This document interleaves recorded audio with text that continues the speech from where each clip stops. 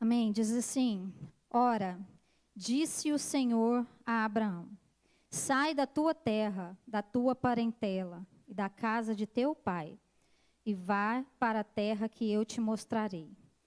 Verso 4: Partiu, pois, Abrão, como lhe ordenara o Senhor, e Ló foi com ele. Tinha Abrão 75 anos quando saiu de Harã. Feche seus olhos mais uma vez. Senhor, estamos aqui, ó Pai, na tua presença.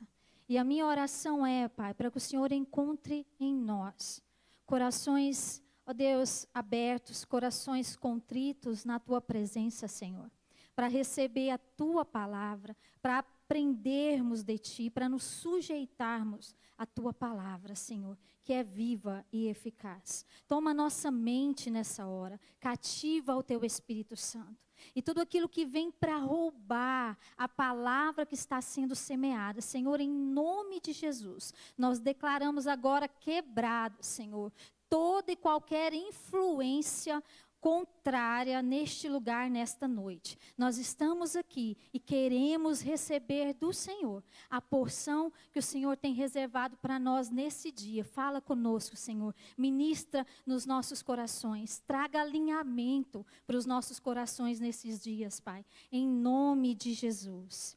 Amém, queridos? Esse texto é um texto muito conhecido, né? Gênesis capítulo 12.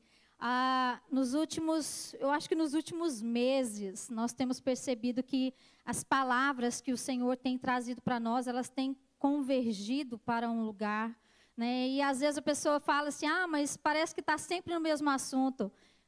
Talvez é porque Deus está querendo falar com você, né? Então a gente precisa estar atento à voz do Senhor. Quando Deus fica batendo na tecla, é porque Ele está esperando um alinhamento e um posicionamento da nossa parte. Amém?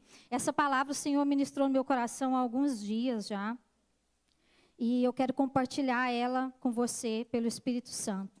O capítulo 12 de Gênesis começa com uma chamada de Deus para Abraão, como a gente leu aqui, né? Até então, Abrão. Deus lhe chama e junto com o chamado que Ele faz para Abraão, vem também uma advertência, uma observação que é qual, irmãos? Deixar a sua terra e a sua parentela. Neste tempo, Abraão ele residia em Harã, né? Então ele já havia se mudado de Ur dos Caldeus, da sua cidade natal, juntamente com o seu pai e com Ló, seu sobrinho. E apesar da informação da morte do pai de Abrão vir no final do capítulo 11, levando em conta que os registros não estão em ordem cronológica, então nós sabemos que Terá morreu com 205 anos. Então, quando Deus faz essa chamada para Abraão, Abraão tinha 75 anos, então, muito provável, o seu pai ainda estava vivo, né, quando ele deixa Harã. Porém, ele não deixou Harã sozinho. Ele levou consigo um parente por nome Ló. Mas qual era a instrução clara? Que foi claro, mais claro que isso só se desenhasse, não é, irmão? Sai da tua terra, da tua parentela, da casa de teu pai, para um lugar que eu te mostrarei. Só faltava ele desenhar ali para Abraão o que ele tinha que fazer. O chamado de Deus era para Abraão e sua descendência. A Bíblia não deixa claro se foi Abraão que insistiu para Ló ir com ele, ou se foi Ló que insistiu para ir com Abraão, mas o texto diz que Ló foi com ele, simples assim. Talvez eu creia que pelo fato de Abraão ser o irmão mais velho e o pai de Ló, irmão de Abraão, ter morrido, de alguma forma, talvez Abraão se sentia responsável por ele. Não dá para afirmar as motivações que fizeram Ló ir com ele. Não dá para afirmar se talvez Ló, de alguma forma, ficou interessado na promessa que Deus fez para Abraão e queria ali também ser abençoado de alguma forma, receber também essa bênção. Mas o fato é que a ida dele com Abraão se tornou problemática, tanto para Abraão quanto para o próprio Ló, né? Lá na frente nós vamos ver uma sequência de complicações que envolve Ló e termina, irmãos, com um desfecho bem trágico, né? E é sobre isso que eu quero compartilhar com você nesta noite, sobre a decadência de Ló. Quando nós lemos a palavra de Deus, o apóstolo Pedro, lá no Novo Testamento, ele diz que Ló era um homem justo. Então, tudo aponta que Ló passou a crer no Deus de Abraão, no Senhor, o Deus que Abraão servia, né?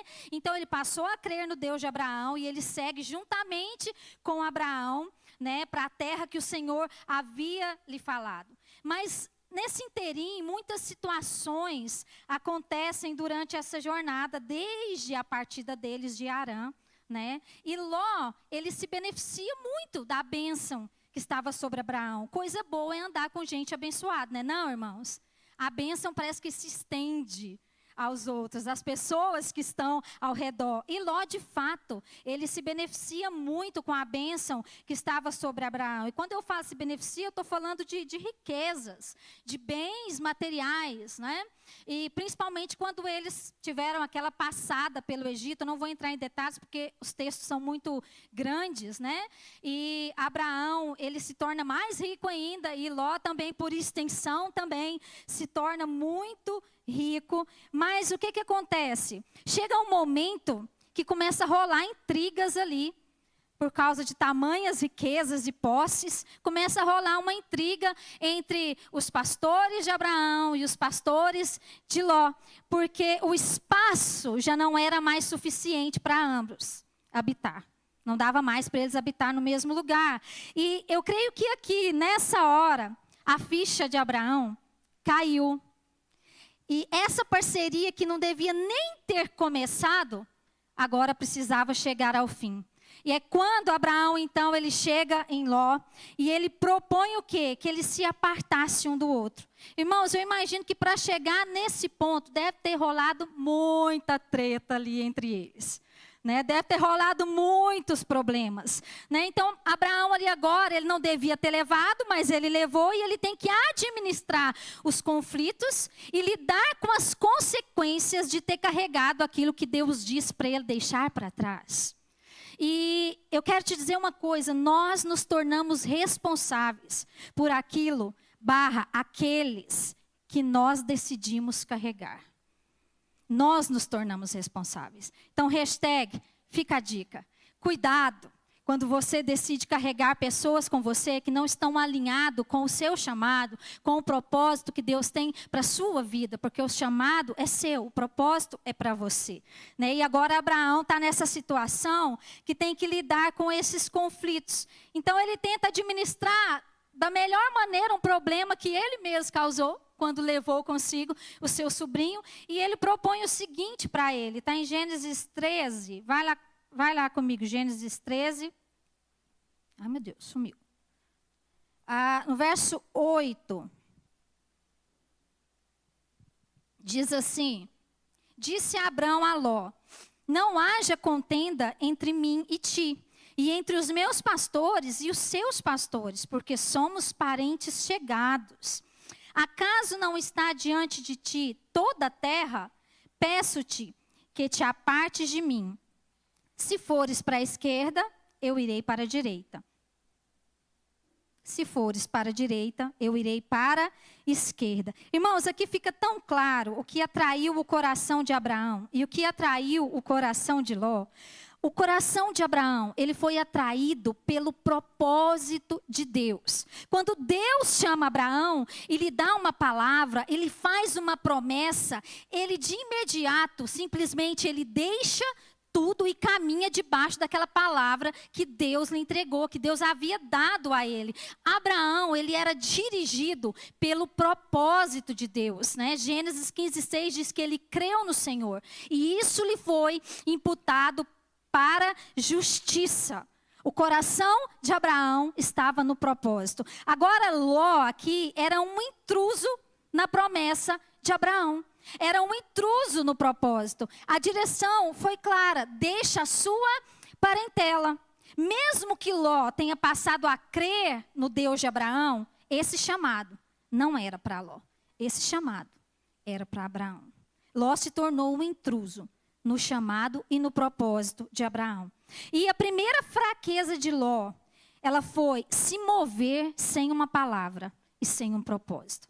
Foi o primeiro erro que deu início, que deu start a jornada, não sei se eu posso dizer assim, de decadência na vida de Ló. Ele se moveu sem uma palavra e sem um propósito. E pior ainda, ele se moveu debaixo de uma palavra e de um propósito que não era para ele. Aquela jornada não era dele. Se tem uma coisa que a gente precisa aprender na nossa vida cristã, é saber qual é a nossa jornada, qual é o nosso propósito, qual é a carreira que Deus tem proposto para nós. Agora, a decadência de Ló começou aqui nesse dia, o dia que ele decidiu se mover sem uma palavra. E nós precisamos tomar muito cuidado com isso, né? Não tem como ter sucesso, irmãos. Por quê? Sucesso. O que é sucesso para nós como cristãos? Sucesso para nós é completar a carreira que nos foi proposta. É cumprir o propósito para o qual o Senhor nos chamou de forma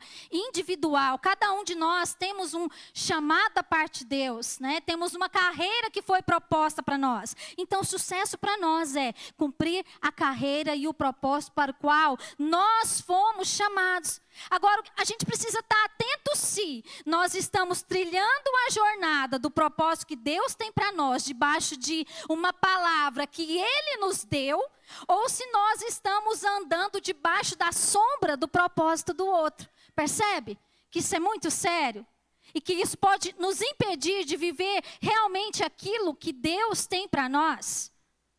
Então, quando você decide andar na sombra do chamado do outro, você está, irmãos, presta atenção nisso aqui. Você está gastando a sua vida correndo uma carreira sem propósito.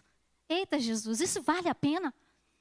Quando nós andamos na sombra do chamado do outro, nós estamos gastando a nossa vida, essa vida que é tão curta e passageira, correndo uma carreira sem propósito. Percebe que essa carreira, ela não tem uma linha de chegada. Ela não tem recompensa, ela não tem medalha. Percebe? Porque não é a sua carreira. Quando o apóstolo Paulo diz em 2 Timóteo 4:7, o versículo que a gente ama dizer: combati o bom combate, completei a carreira e guardei a fé. Desde agora, a coroa da justiça me está reservada, a qual o Senhor justo do juiz me dará naquele dia, e também a todos aqueles que amam a sua vinda. Então, quando ele diz isso, ele está falando de um bom combate. Ele está falando de uma carreira que lhe foi proposta. E ele está dizendo: olha, Senhor, eu combati esse combate. Eu completei a carreira que o Senhor me propôs. E ele já visualizava a recompensa. Ele já olhava lá e dizia assim: olha, e desde agora já me está reservada a coroa da justiça. Então, queridos, a recompensa é para aqueles que cumprir a sua carreira. É a sua carreira. Se você cumprir a sua carreira, você vai visualizar e se apossar da recompensa. Do contrário, você vai estar correndo uma jornada sem propósito, sem recompensa.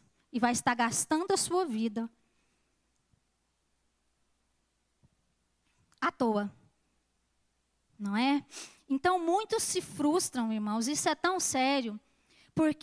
E se ferem. Quantas pessoas feridas nós temos hoje dentro das igrejas? Né? Quantos cristãos feridos, mas por que se ferem? Porque estão tentando viver um chamado que não é seu. Estão tentando viver o chamado do outro, tentando se encaixar num propósito que não é seu. Vai dar ruim.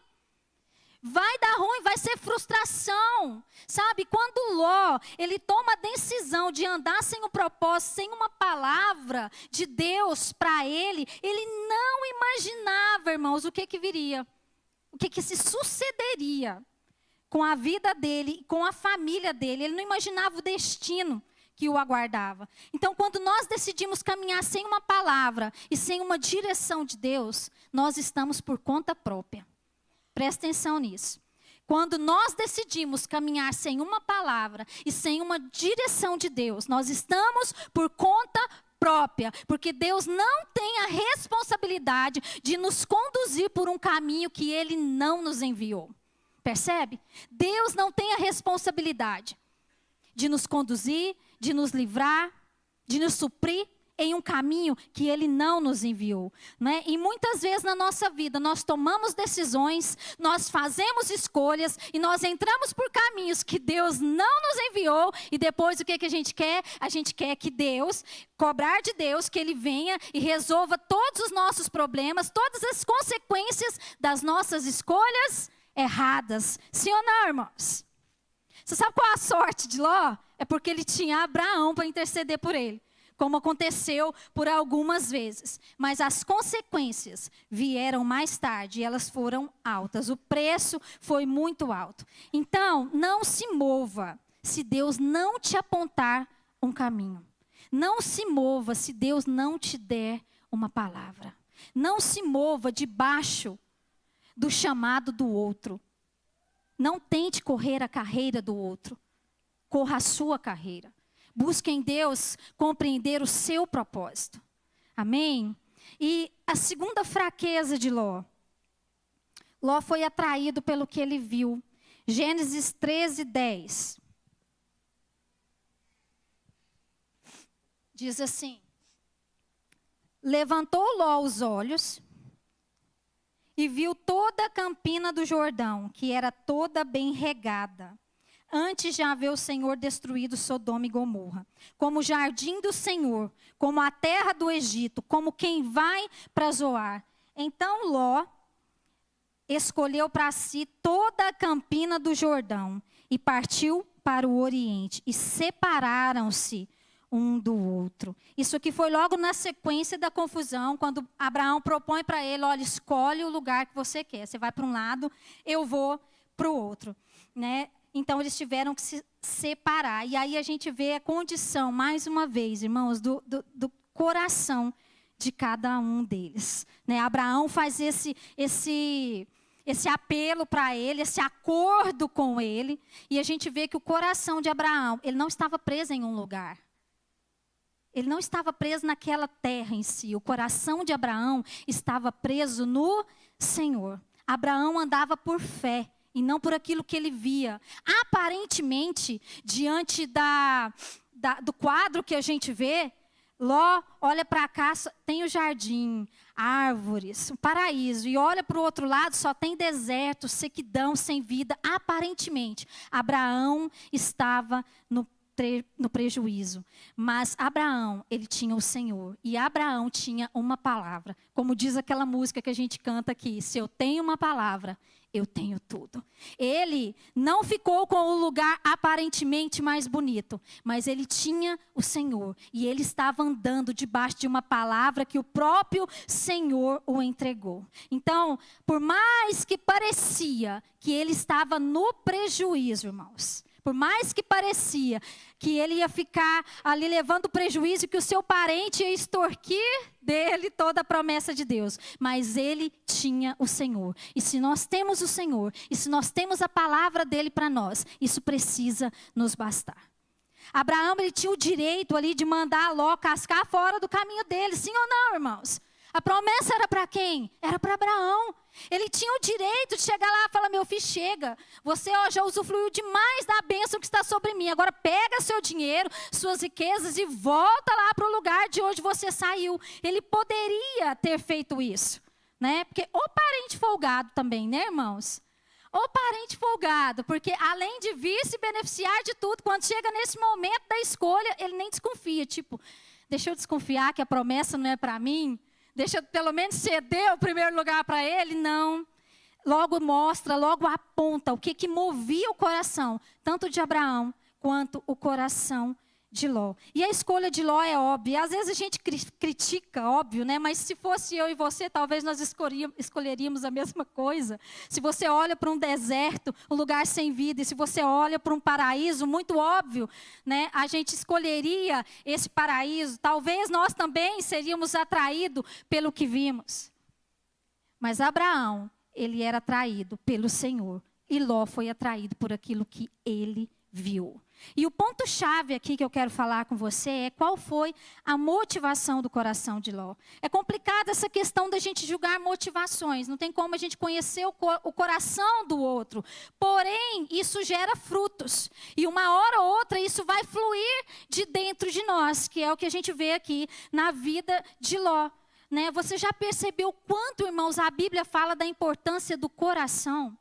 De se guardar o coração. E quando eu bati os olhos nessa história, eu fiquei pensando, gente, o que moveu o coração de Ló? Desde que ele saiu lá do meio dos seus parentes e veio nessa jornada com Abraão, e quando chega aqui neste lugar, ele faz a escolha que ele fez, sendo que a promessa não era para ele. O que moveu o coração dele? E a palavra de Deus, ela nos ensina a guardar o nosso coração.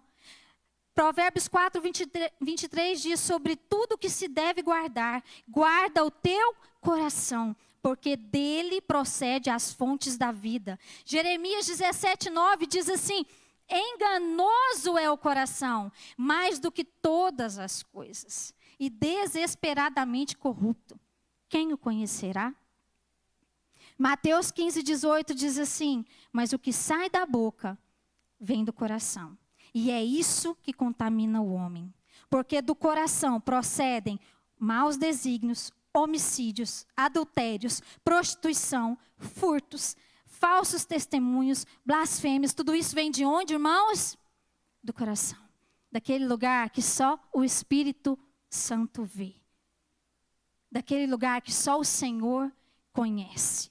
Então, as nossas escolhas, o que esses versículos dizem? As nossas escolhas, elas são guiadas por aquilo que atrai o nosso coração. Que eu vou chamar aqui das fraquezas do nosso coração. As nossas escolhas são guiadas por aquilo que atrai o nosso coração. Mateus 6, 21 diz: porque onde está o teu tesouro, lá também estará o teu coração.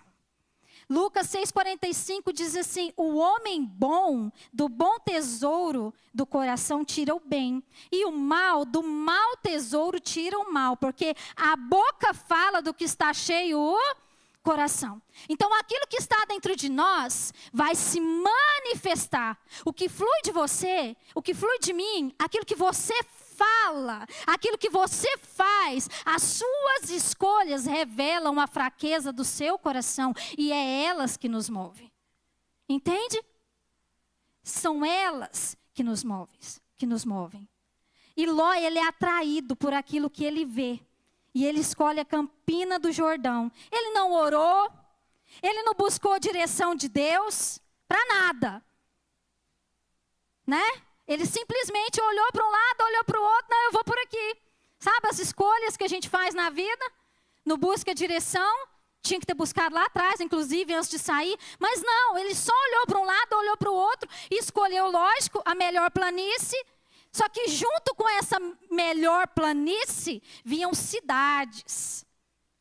Ela estava rodeada por cidades, que ele poderia fazer o quê? Os seus negócios, porque afinal de contas, ele era um homem muito rico. Então, presta atenção, irmãos, presta atenção. Né? Não sei se é porque eu brinco, eu já olho, eu sou desconfiada, eu leio os textos assim e já fico, Ele não escolheu isso aqui tanto por causa só das planícies do Jordão.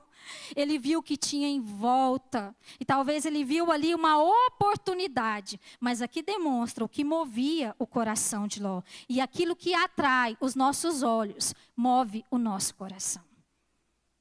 Aquilo que atrai os seus olhos, é isso que move o seu e o meu coração. Ele só enxergou a oportunidade. Ele não calculou nem o preço e nem as consequências que vinham junto com a sua escolha. Percebe isso? Irmãos, quem não é movido pelo propósito é movido por oportunidades. E quem é movido por oportunidades, geralmente, só calcula os ganhos e ignora as perdas. E com a Campina do Jordão, vinha junto Sodoma. Estava no pacote da escolha de Ló. E tem maldição que vem mascarada de bênção para a gente, sabe? Aquela coisa que tem cheiro de bênção, cara de bênção, tudo assim converge. Nossa, mas isso aqui é uma oportunidade que eu não posso perder. Isso é Deus me abençoando. Olha, Deus me dando o direito de fazer uma escolha. Isso é Deus falando comigo. Em momento nenhum ele pensou o oposto, que era o inimigo convergindo ele para aquele lugar. Não. Ele só enxergou o quê? A oportunidade. E tem muita maldição que vem mascarada de bênção para a nossa vida. Tem cheiro de bênção, cara de bênção, mas é fake, viu, irmãos? É fake, não cai nessa. Sabe, aquela oportunidade difícil de recusar, que bate na nossa porta de vez em quando, que tenta o nosso coração. Aquela porta de trabalho que muitas vezes vem com um salário triplicado, mas vai te custar sua casa, seu casamento, sua família, a vida dos seus filhos. Percebe, irmãos? Aquele relacionamento que Deus está tentando te mostrar já faz tempo que é para você sair fora dele. Você está insistindo em permanecer lá, porque você acha que nunca mais vai casar na vida, que tem que ser ali a oportunidade da sua vida. Tem maldição que vem mascarada de bênção para nós. E a gente precisa se ligar, e a gente precisa tomar cuidado, sabe? E foi isso que aconteceu com Ló. Então, nem tudo que parece bom é bom para nós. E quando nós somos atraídos pela fraqueza do nosso coração, e não pelo propósito, o custo pode ser muito alto, irmãos. Muito alto. Não, será que vale a pena? Então, seja qual for a oportunidade que se colocar diante de você, avalie se ela vai te levar para perto de Deus ou se ela vai te levar para longe de Deus. Nem toda porta que se abre é para você entrar. Sonda primeiro o seu coração e aquilo que está te atraindo para aquele lugar. Porque a gente é tendencioso a achar que porque as portas estão se abrindo, a gente tem que ir logo entrando. Irmãos, tome cuidado. Nem toda porta que se abre é Deus abrindo para nós. Nem tudo aquilo que parece bênção é bênção para nós. E a gente precisa tomar cuidado com a fraqueza do nosso coração. A gente precisa tomar cuidado para não sermos guiados por essas fraquezas, irmãos. Porque senão nós vamos ter que pagar um preço muito alto no final das contas. Provérbios 14, 12 diz assim: há caminho que ao homem parece direito, mas ao seu fim são caminhos de morte. Percebe? Está aqui para nós. Às vezes a gente olha aquela porta que se abre, aquela oportunidade que vem, e a gente pensa: meu Deus, eu não posso perder isso aqui. Irmão, sonda o seu coração.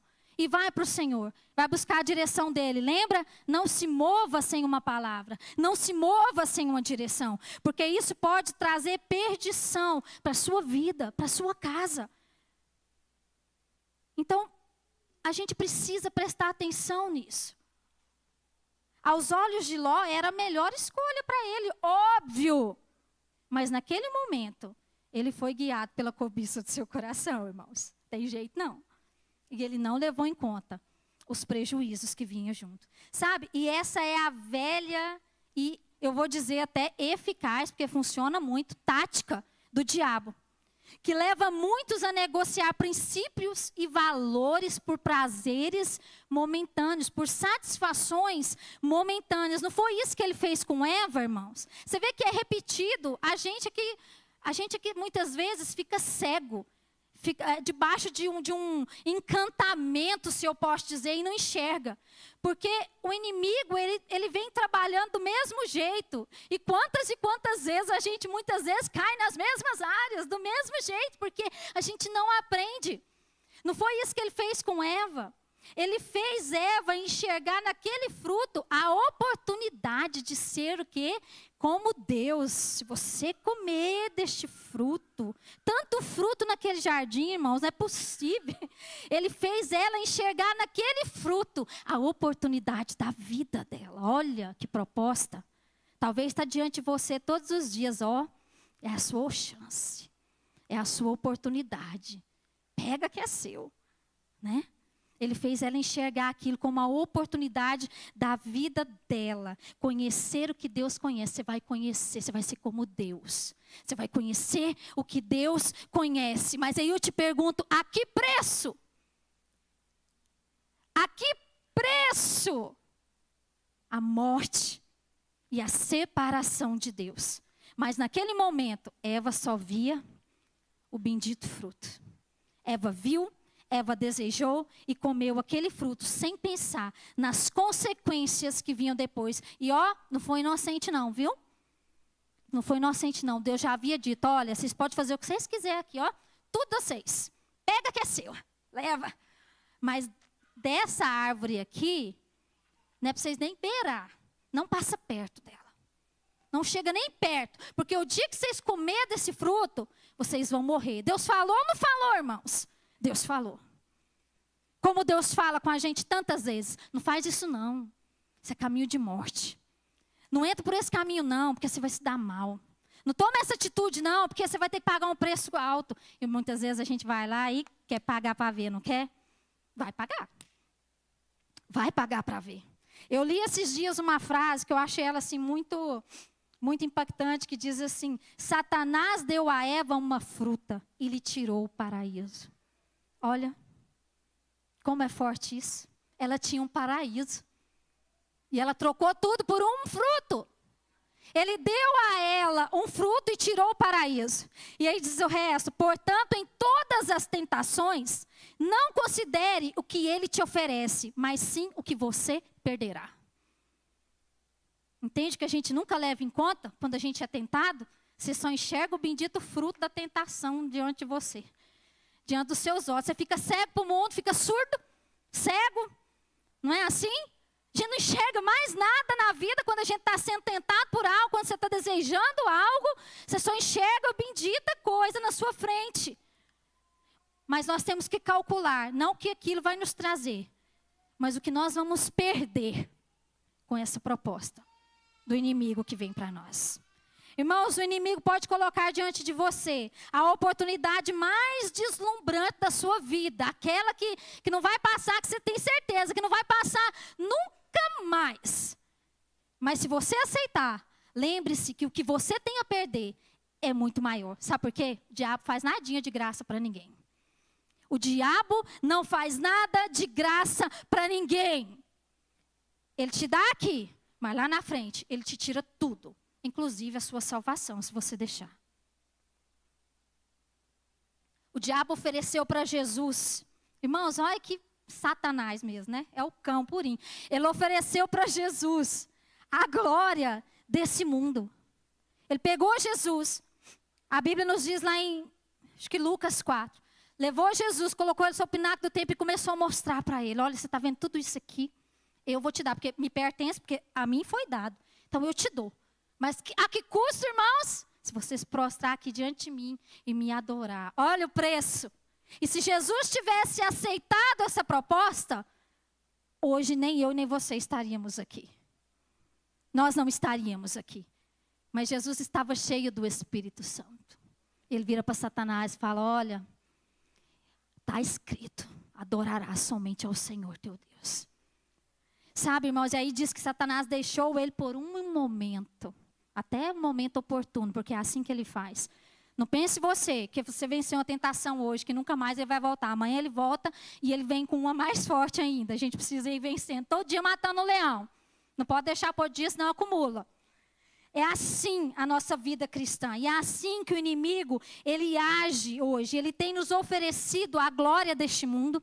Ele tem nos oferecido os tesouros dessa terra, sabe, os prazeres dessa terra, tudo aquilo que atrai os nossos olhos, tudo aquilo que satisfaz a nossa carne, ele coloca diante de nós todos os dias para a gente ceder. Está aqui o bendito fruto, está ali todos os dias diante de nós, para nós cedermos, para nós nos curvarmos diante dele, como ele disse para Jesus fazer. Mas eu te digo, a que custo? Em troca de quê?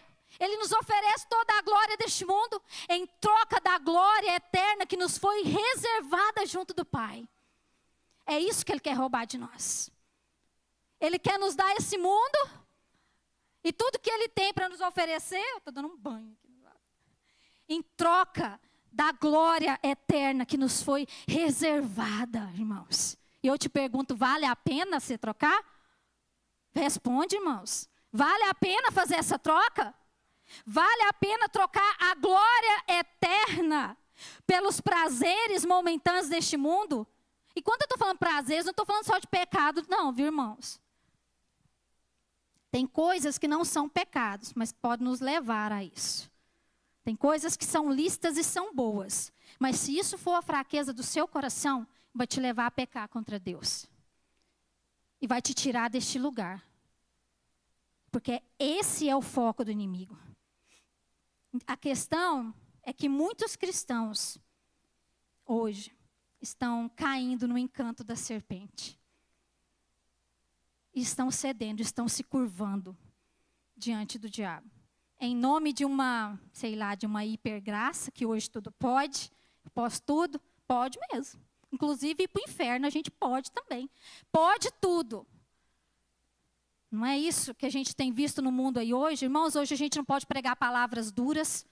A gente não pode pregar palavras, porque quem confronta não sou eu, quem confronta é a palavra de Deus que nos confronta. A palavra de Deus, ela é uma espada de 2 gumes. Espada faz o quê, irmãos? Espada corta, arranca. É isso que é a palavra de Deus. Mas hoje, se a gente prega uma palavra dura, não gostei dessa igreja não, vou para outra. É assim que funciona hoje. Os crentes dessa geração é assim, eles estão em busca de serem adulados o tempo todo, tem que alisar para o irmão não ir embora, para o irmão ficar. Mas a palavra de Deus, ela é dura. Ela nos confronta. Deus nos confronta, irmãos. Ele nos confronta. Agora a gente precisa estar atento com as ciladas do inimigo. Aquilo que ele coloca diante dos nossos olhos, para nos atrair, para nos roubar aquilo que Deus tem para nós. 1 João 2:15 a 17 diz, não ameis o mundo. Olha isso, irmãos. Nem o que no mundo há. Se alguém ama o mundo, o amor do Pai não está nele. Olha como isso é forte, irmãos. Confronta ou não confronta a gente? Porque tudo que há no mundo, a concupiscência da carne, a concupiscência dos olhos e a soberba da vida não é do Pai, mas do mundo. E o mundo passa, vai passar, viu, querido? Vai passar. E a sua concupiscência, mas aquele que faz a vontade de Deus permanece para sempre. A palavra concupiscência está ligada a um desejo ardente por algo. É isso que a concupiscência dos olhos faz. Você viu, foi o que Eva fez. Viu. Nossa, esse fruto é tão atraente. Parece tão saboroso. É isso. Aquele desejo ardente por algo. Isso é concupiscência. E é interessante que em toda a Bíblia nós temos exemplos sobre a concupiscência dos olhos. Porque tudo começa aí. Os nossos olhos são a janela da nossa alma. Passa por aqui e desce para o nosso coração. Tudo começa aqui. Amém, irmãos? Vamos acordar? E é interessante que em toda a Bíblia a gente vê exemplos. Eva viu, desejou e comeu. E o que ela trouxe? Condenação sobre toda a humanidade. Ló viu e escolheu as campinas do Jordão e as cidades ao redor. E a sua escolha vai gerar destruição para toda a sua família e descendentes. Davi, ele viu Batseba, aquele mulherão, tomando um banho lá. Ele desejou a mulher que não era dele. Ele possuiu a mulher que não era dele. Ele matou por causa da mulher que não era dele. E entre tantos outros que não dá para a gente falar aqui. Mas tudo começou com os olhos. Com os olhos. E eu quero te perguntar, o que tem atraído os seus olhos? O que tem atraído os seus olhos? Hoje o que nós mais temos é atrações visuais, glamour, ostentação, sedução. O que tem atraído os seus olhos? Onde estão os seus olhos? Os nossos olhos precisam estar em Jesus. Os nossos olhos, Hebreus 12, 1, eu acho, diz 12, 2, né? Colocando os olhos em Jesus, o autor e consumador da nossa fé. Os nossos olhos, o nosso foco precisa estar na eternidade. Porque se os nossos olhos não estiverem em Jesus, irmãos, qualquer coisinha vai nos roubar a eternidade. Se nós tirarmos os olhos de Jesus, nós vamos perecer. Nós vamos nos afundar. Ló, ele ultrapassou a zona de segurança. Ele foi se aproximando de Sodoma. Olha isso. Gênesis 13, 12. Habitou Abrão na terra de Canaã e Ló nas cidades da campina. E ia armando as suas tendas até Sodoma. Olha isso, irmãos. Aquela desculpa, né, que a gente dá. A gente tenta e acha que está todo mundo engolindo. Mas qual que era o foco de Ló mesmo, irmãos? Eram as campinas do Jordão? Aqui mostra que não. Ele foi armando as suas tendas até chegar onde? Em Sodoma. Onde os homens de Sodoma eram maus e grandes pecadores contra o Senhor. Então ele não só viu, não só desejou, como ele foi estendendo as suas tendas até chegar em Sodoma. Um lugar de homens pecadores, homens maus. E mesmo sabendo disso, ele escolheu esse lugar. Mesmo sabendo de tudo isso, ele escolheu esse lugar. E é nesse momento que nós começamos a abrir concessões. E é aí que mora o perigo. A gente começa a negociar. Ló havia saído do meio de um povo idólatra. Ur dos caldeus era um povo idólatra, né? Então, ele já servia ao Deus de Abraão, mas olha só para onde ele estava sendo movido, por um lugar muito pior do que o lugar que Deus havia tirado ele. Essa é a estratégia do diabo. Não é isso que a palavra nos diz? Que o intento do inimigo é fazer o quê? É nos levar a um estado muito pior do que antes de nós conhecermos o Senhor. Ló, ele estava indo em encontro a esse estado. Encontro à decadência, porque ele começou a negociar. Ele começou a abrir concessões. E é assim que acontece quando nós nos deixamos, irmãos, nos levar pelas fraquezas do nosso coração. Nós estamos decididos. Não, eu não vou me mover assim, até a gente ver. Depois que você vê, aí você já começa o quê? A sabotar a sua alma. Não é assim que acontece? A gente começa a sabotar a nossa alma para a gente ter argumentos para abrir concessões até a gente se pegar atolado naquela situação. É assim que acontece. Não é da noite para o dia. É um processo onde cada dia a pessoa vai negociando um princípio. Cada dia até cair na arapuca do diabo. Quem aqui conhece a arapuca? Gente, pelo amor de Deus, levanta a mão alguém aí. Não deixa eu ser velha sozinha não, gente. A arapuca é interessante. Eu lembro quando eu era criança, a gente fazia muito isso na roça. Tinha muito passarinho, a gente fazia aquela arapuca ali com os gravetinhos de madeira e colocava ali um gravetinho segurando uma cordinha, ia para trás da árvore e fazia aquela trilha de milho, e lá debaixo da arapuca a gente colocava aquele montão de milho, né? E de repente ficava no cantinho esperando. Aí lá vem os passarinhos, todo inocente da vida, na trilhazinha, comendo grãozinho por grãozinho, feliz da vida, né? Nossa, que bênção. Olha, Deus, Jesus está me abençoando, né? Mal sabe, inocente, para onde você está indo. Jesus está me abençoando, que maravilha, que maravilha. Aí você chega e vê aquele montão, você, gente, Deus me ama demais, e você cai na arapuca do diabo. Quando você está lá se lambuzando com o prêmio de Satanás, o que ele faz? Ele arma o gatilho. É assim que ele faz. É grão por grão. O inimigo sabe qual é a fraqueza do nosso coração. Ele sabe como nos atrair. Você pode esconder da sua mulher. Mulher, você pode esconder do seu marido. Os filhos podem esconder dos pais. Os pais dos filhos. Mas deixa eu te dizer, o inimigo sabe qual é a fraqueza do nosso coração. Ele sabe. Ele sabe e ele vai usar isso contra nós. Ele vai usar isso contra você. Não pense você.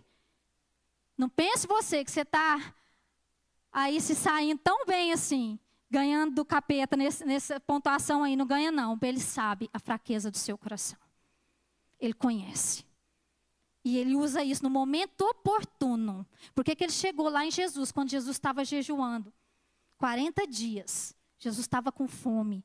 Por que ele chega lá em Jesus e começa, olha, você tem poder para transformar essa pedra em pão. Porque ele sabia que Jesus, naquele momento, o corpo de Jesus estava fragilizado.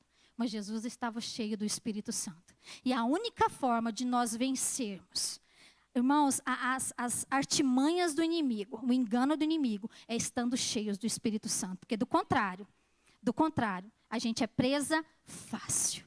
Sem o Espírito Santo, nós somos presas fácil do inimigo. Não pense você que é o crentão, que é a crentona. A Bíblia diz que para cair, basta estar de pé. Basta estar de pé. Porque tem gente que fica rotando santidade demais, irmãos. Arrota demais santidade. Mas para cair, basta estar de pé. E se nós não estivermos cheios do Espírito Santo, nós não somos capazes de resistir às tentações que são colocadas diante de nós. Tiago 1,14 diz assim, o Joab ele leu esse versículo, acho, semana passada. Ao contrário, cada um é tentado pela sua própria cobiça. Aonde que está a cobiça, irmãos? Fala comigo, onde que está a cobiça? Está aqui. Cada um é tentado pela sua própria cobiça. Não cobiça não, para cobiça. Quando esta o atrai e seduz. Então a cobiça, depois de haver concebido, olha só, dá à luz o pecado. E o pecado, uma vez consumado, gera a morte. Percebe que é um processo de decadência? Ló estava num processo de decadência. Ele foi se acostumando com o pecado à sua volta. E por mais que ele se afligia com tudo aquilo, mas ele permaneceu no mesmo lugar. O que impedia ele de se mudar de lá? Ele não era escravo. O que impedia ele de pegar a família dele e tirar a família dele daquele lugar? Nada impedia. Ele foi se acostumando com a cultura daquele lugar. E muitas vezes é nós assim hoje. A igreja deste século está se acostumando com a cultura do mundo. É normal. Tudo é normal para muitos cristãos hoje. E a gente vai se aculturando aqui. Irmãos, a nossa cultura é o céu. É a cultura do reino. É a cultura do céu. A gente não anda firmado naquilo que a OB famosinha aí diz. A gente anda firmado na palavra. Lê a Bíblia, irmão, pelo amor de Deus. Lê a Bíblia, porque se você não lê a Bíblia, você vai ser enganado. Se você não lê a Bíblia, você vai cair na arapuca de Satanás. E não adianta culpar a Deus depois não, irmãos. A culpa é nossa. A palavra nos diz, por várias vezes o Senhor disse, meu povo perece por falta de conhecimento. Hoje nós temos nas nossas mãos aqui a palavra de Deus, ainda temos, viu, irmãos? Livre acesso ainda temos. Até quando? Deus sabe. Ainda temos. Por que não lê? Por que não busca conhecer o Senhor? Por que não se enche do Espírito Santo através das Escrituras? Porque é isso. É esse envolvimento, esse relacionamento que vai nos capacitando dia após dia a nos desvencilharmos do engano de Satanás. Hoje a gente vê igrejas aí, irmãos, imensas. Igrejas com, 3, 4, 5 cultos. Nunca viu tantas pessoas dentro de igreja, mas irmãos, tantas pessoas dentro das igrejas, mas pessoas vazias de Deus. É assim, é complexa a coisa. Vazios de Deus. E é isso que tem levado muitos à ruína e tem aculturado muitos com o padrão deste século. Mas a palavra nos diz lá em Romanos, não vos acostumeis aqui, gente, não se amoldem aos padrões deste mundo, mas transformai-vos. Transformai-vos. A gente não está aqui para se amoldar ao mundo não, queridos. Nós não podemos cair nessa cilada do diabo, sabe? Não se deixe guiar pelas fraquezas do seu coração. Não estenda suas tendas até Sodoma. Sodoma representa tudo aquilo que Deus abomina, tudo aquilo que te afasta de Deus. É Sodoma na sua vida. Sabe, todos nós sofremos tentações, mas tem pessoas que gostam de flertar com o capeta. Sabe por que é flertar? Quando você está lá interessado, né, amor? Dá uma piscadinha, uma passadinha, passa perto. Tem muitos crentes hoje que flertam com o pecado. Você está no lugar que não devia estar. Você se moveu sem Deus te orientar. Assim como Ló, assim como Eva não devia estar nem beirando aquela bendita daquela árvore. O que ela foi fazer ali? Assim muitas vezes somos nós. flertando com o pecado, nos colocando em lugares que nós não deveríamos estar, botando o nosso pé em lugares que nós não deveríamos botar. E depois as coisas dão ruim, a gente quer culpar Deus. Aí a gente fica fragilizado, Deus não me ama. Por que Deus permite? Deus permite por causa do nosso coração rebelde. E você vai ver isso aqui, que não ouve, que não aceita nem o livramento de Deus, muitas vezes a gente aceita. Porque a gente quer criar um Deus para nós, um Deus segundo os nossos conceitos. Não, eu creio nisso aqui, é isso aqui. A Bíblia é assim. Nós não estamos aqui para interpretar a Bíblia não, irmãos. Nós estamos aqui para obedecer o que está ali. Tá? Não é, fulano você interpreta assim ou interpreta assado. Não interpreta coisa nenhuma. Nós estamos aqui para obedecer essa palavra, quer gostemos ou não. Ou a gente se sujeita ou não. Não tem meio termo. Agora tem gente que fica flertando com o pecado, flertando com o diabo. Deixa eu te falar, ninguém cai sem querer. Não vem com essa não, que eu caí sem querer, cai não. A gente cai querendo. É sem querer querendo, igual o Chaves? Não, a gente cai querendo. Conscientes do que estamos fazendo. Olha, Gênesis 4:7 diz assim, o pecado jaz à porta. Está ali, ó, lá de fora. O pecado jaz à porta. O seu desejo de quem, irmãos? Meu desejo será contra mim. O seu desejo será contra ti. Mas cabe a quem? A ti dominá-lo. Não cabe a mim dominar você. O pastor colocar cabresto em você, ficar vigiando você 24 horas por dia. Nós não estamos aqui para isso não, viu? Não estou aqui para isso não. Cabe você. Você dominá-lo. Todos os dias nós somos tentados. O diabo sabe das fraquezas do nosso coração, mas cabe a nós dominá-los. Nós somos empoderados por Deus para fazer isso. Temos desculpa não? Nenhuma. Nenhuma. Nós não temos, irmãos, nós somos indesculpáveis. O apóstolo Paulo, até aquele que não conhece o Senhor, ele diz que eles são indesculpáveis por não conhecer o Senhor.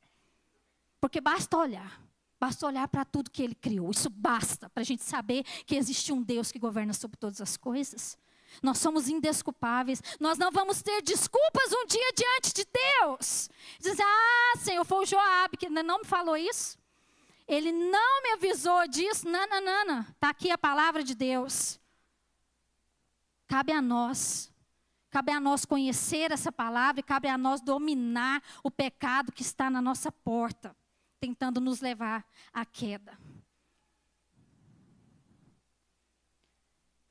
E no meio de tudo isso, a gente vê ainda que Ló, estou quase partindo para encerrar, irmãos, ele hesitou em deixar Sodoma.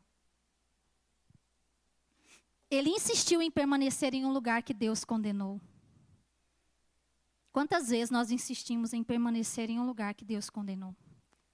Gênesis 19:1 diz assim, ao anoitecer vieram os anjos, 2 anjos a Sodoma, a cuja entrada estava Ló assentado. Este, quando os viu, levantou-se indo ao seu encontro, prostou-se o rosto em terra.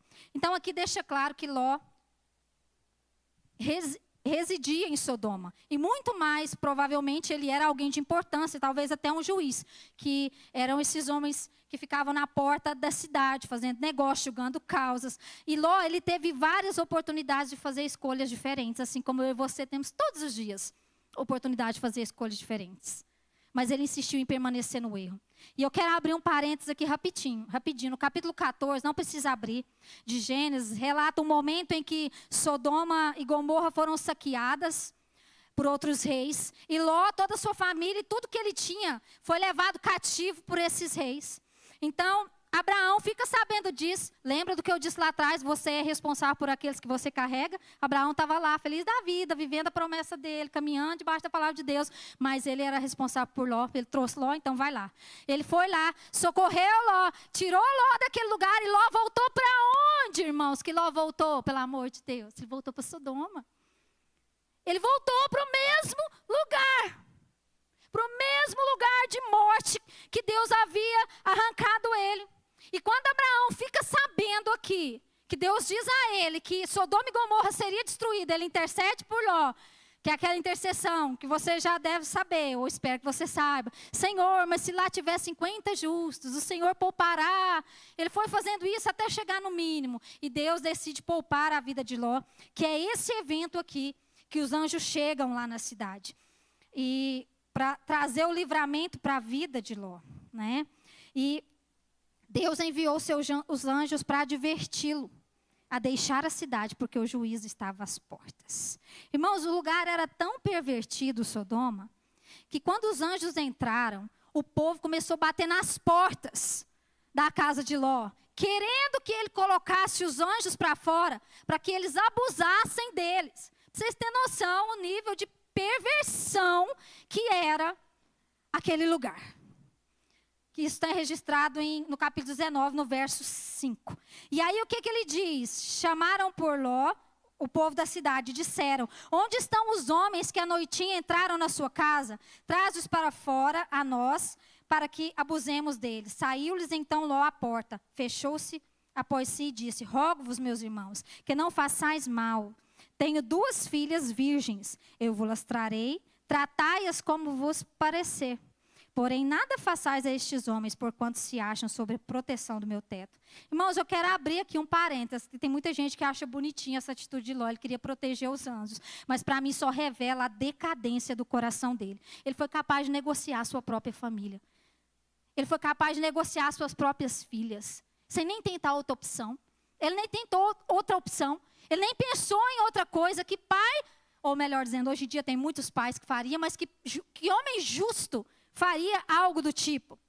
Então é isso que acontece quando nós somos guiados pela fraqueza do nosso coração. Nós passamos a negociar o inegociável. O inegociável. A gente passa a negociar aquilo que nós mais possuímos de valor. E ao amanhecer, o que os anjos fazem? Os anjos chegam em Ló e dizem para ele: levanta-te, toma tua mulher e as tuas 2 filhas, que aqui se encontram, para que não pereça no castigo da cidade. Como, porém, se demorasse, olha, irmãos, eles ainda hesitaram de sair do lugar que Deus acabou de dizer que ia ser destruído. Como, porém, se demorasse, pegaram-no os homens pela mão, a ele, a sua mulher e as suas 2 filhas, sendo-lhe o Senhor misericordioso. Sendo-lhe o Senhor misericordioso. E o tiraram, e o puseram fora da cidade. Havendo-os levado fora, disse um deles: livra-te, salva a tua vida. Não olhe para trás, nem pare em toda a campina do Jordão. Foge para o monte, para que não pereças. Mesmo Ló sendo advertido, ele não hesitou em deixar Sodoma. E eu quero te perguntar, até quando a misericórdia de Deus vai nos livrar? Até quando? Deus envia o livramento para ele por causa da intercessão de Abraão. E mesmo diante da iminente destruição, ele hesita em sair e deixar tudo para trás, irmãos. Foi preciso os anjos pegarem eles pelas mãos e botar eles fora da cidade. E mesmo assim, o texto vai dizer no verso 26 que a mulher de Ló, o que ela fez? Ela olhou para trás e se converteu numa estátua de sal. Segundo muitos teólogos, esse olhar para trás não foi fazer isso aqui, não. Não, ele voltou atrás. Verso 19, 26. Ela voltou para Sodoma. Não foi olhar. Ela voltou atrás. Por isso, ela pereceu. O coração dela estava em Sodoma. Lucas 17, 31 diz assim: naquele dia, quem estiver no eirado e tiver os seus bens em casa, não desça para tirá-los. E de igual modo, quem estiver no campo, não volte para trás. Lembrai-vos da mulher de Ló. Lembrai-vos da mulher de Ló. Existem situações que Deus já nos advertiu. Deus já te advertiu. Lugares e práticas que Ele já nos orientou a deixar para trás. Mas muitos insistem em permanecer nesses lugares que Deus já condenou. Quantos livramentos o Senhor já nos deu? Eu quero te perguntar, quantos livramentos o Senhor já te deu? Quantos livramentos o Senhor já te deu? O que nos faz olhar para trás, irmãos? Fica de pé no seu lugar, não se distraia não.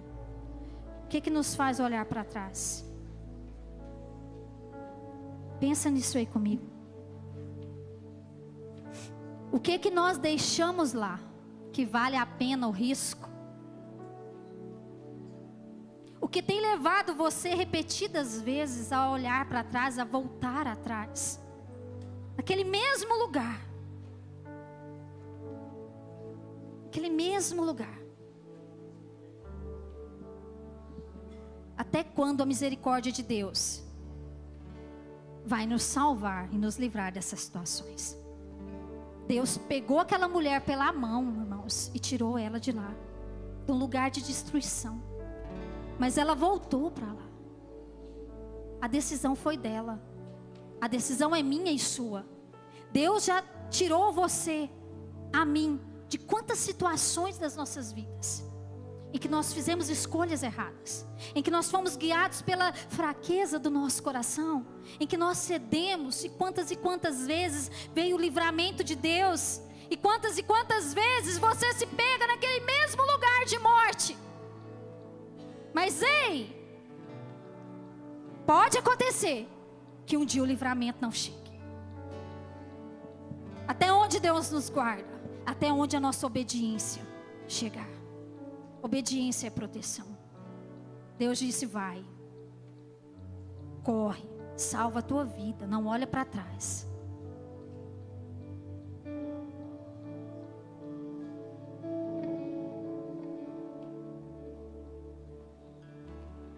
Eu quero que você pense agora, fecha seus olhos aí com você.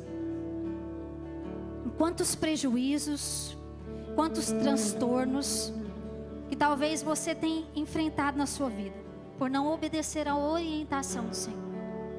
Deus já te apontou o caminho da salvação, do livramento. Deus já tentou te tirar desse lugar de morte, e por algum motivo, talvez você ainda está lá. Irmãos, a fraqueza do nosso coração sempre vai nos levar para um lugar de destruição. A fraqueza do nosso coração está naquilo que nos faz olhar para trás, que mantém os nossos olhos no retrovisor, mesmo sabendo que aquilo pode nos destruir. Está naquele pecado que você não quer deixar, que você sempre volta para o mesmo lugar de destruição. E pior, muitos arrastam sua família junto. A fraqueza do nosso coração está na renúncia, que nós não estamos dispostos a fazer.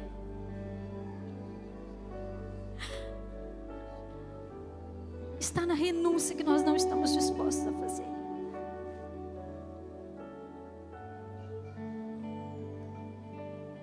E esse caminho nos levará à decadência, assim como levou Ló e sua família. As consequências foram: ele viveu uma vida sem propósito. Ele expôs sua família à destruição, porque a tragédia não terminou aí. Quando você continua lendo a história, as suas filhas o embriagaram, cometeram incesto com ele, engravidaram dele. E os seus descendentes, irmãos, se tornaram povos pagãos, inimigos de Deus. Sodoma e Gomorra foi destruída, mas a herança do pecado de Sodoma teve continuidade através da geração de Ló.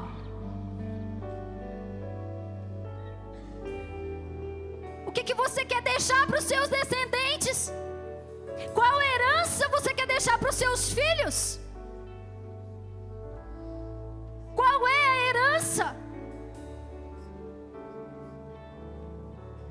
As suas escolhas não afetam só você, lembre-se disso. Talvez muitos de nós está aqui hoje porque tem ainda um Abraão que intercede por nós.